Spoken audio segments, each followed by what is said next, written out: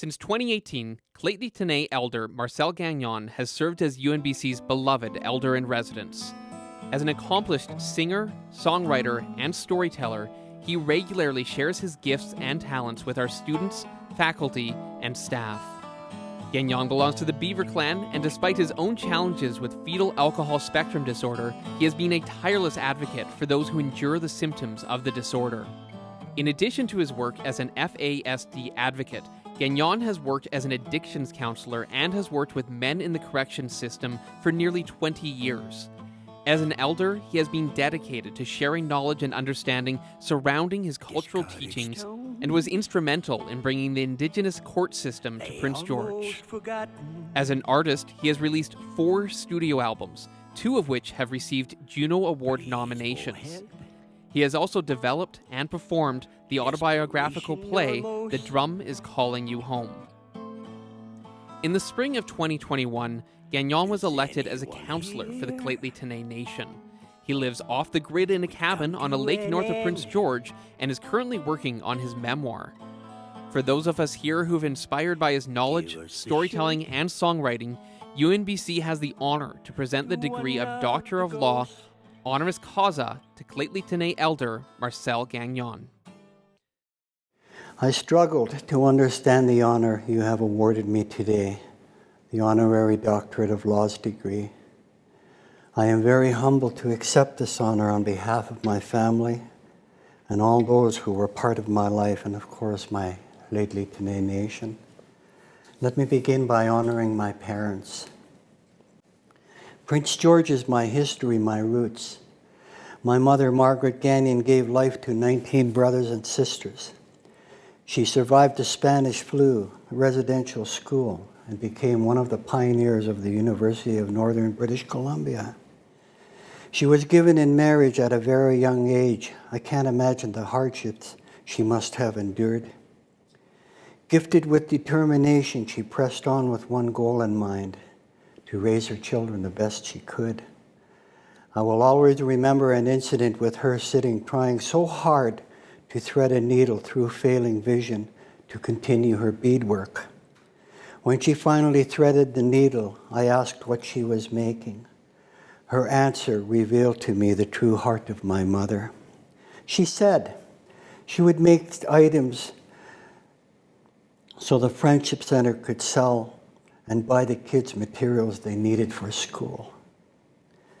My mom now rests amongst the ancestors, always reminding me, "Follow your dreams, my son, but never try to hurt anyone." Mother, you have fulfilled your role. We miss you and we love you.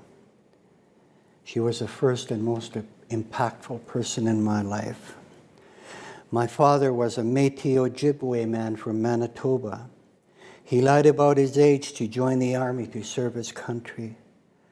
I do remember him, but with little recollection. He and his brothers left their little community via the army. He was wounded in action and released from duty. The 3 brothers gave up everything to fight for Canada. After the war, the brothers stayed together and found their way to BC, where he met my mother. He did receive medals of bravery in battle.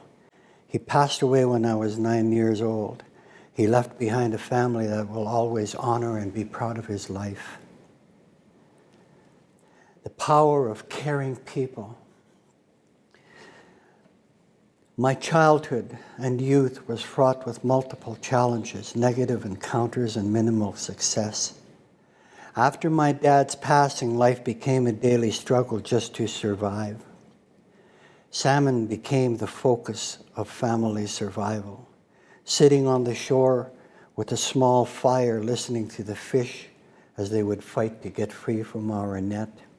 I could barely contain my joy each time we caught one. There were also times of bewilderment and laughter, like the time my brother got a breakaway playing hockey on the river. He scored, but he kept skating up the river to Prince George, not to return for 5 years. We refer to it as the longest breakaway in hockey history.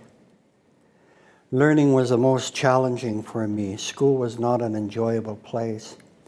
classrooms were a place of fear for many reasons: poverty, shame, embarrassment, and my learning disabilities.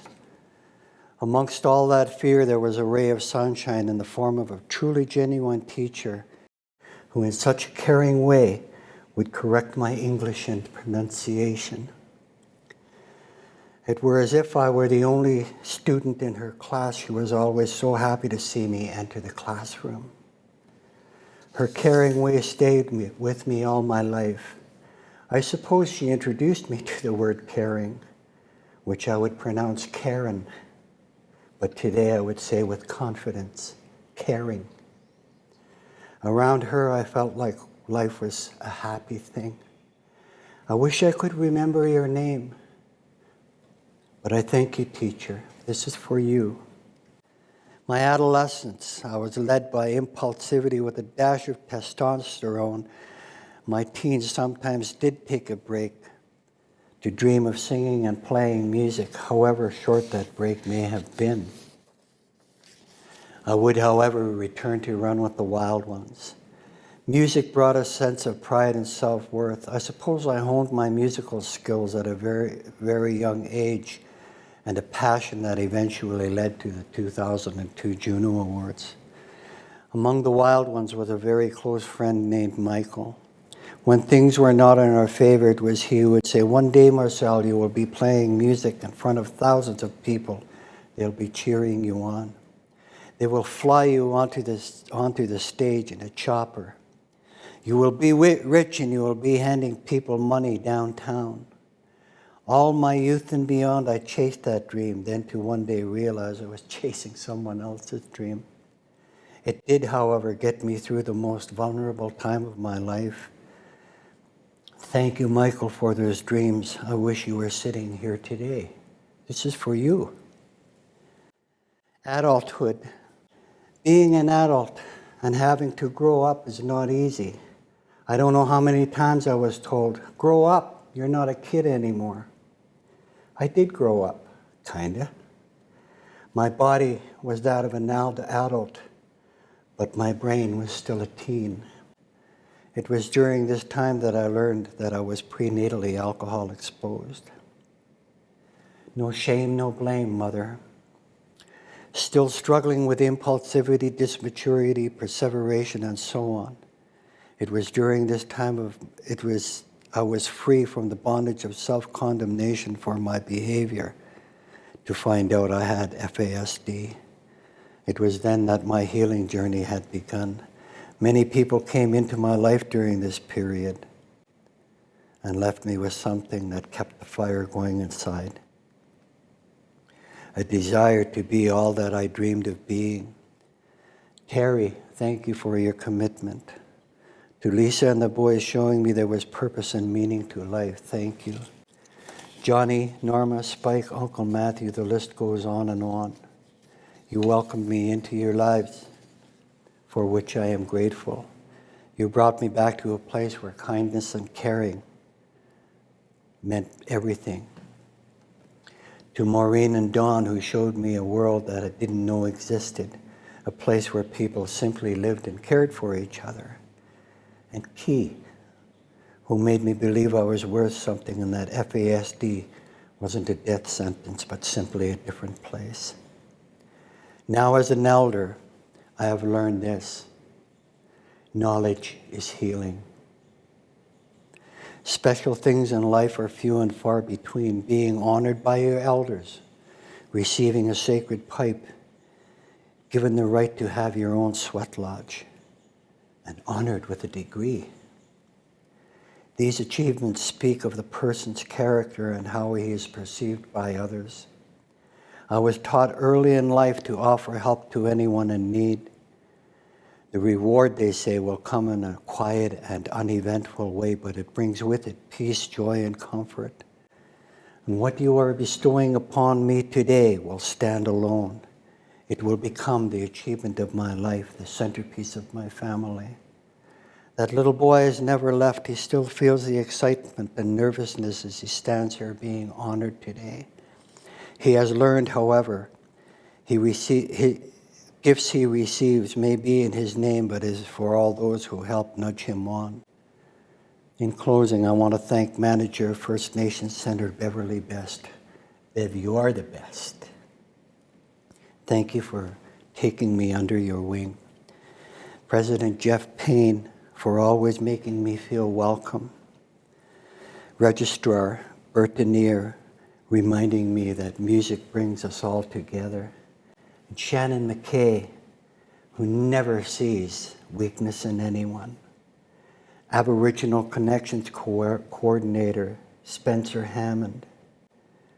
You spent every day working to make things easy as possible for me. Thank you. And the students, so many students all moving through the hallways to the next class. A buzz of anticipation, then quiet as they disappear into their classrooms. Each one on his own journey from all over the world. I have learned so much from you, from all of you, and I am honored to have met you. Congratulations, we did it.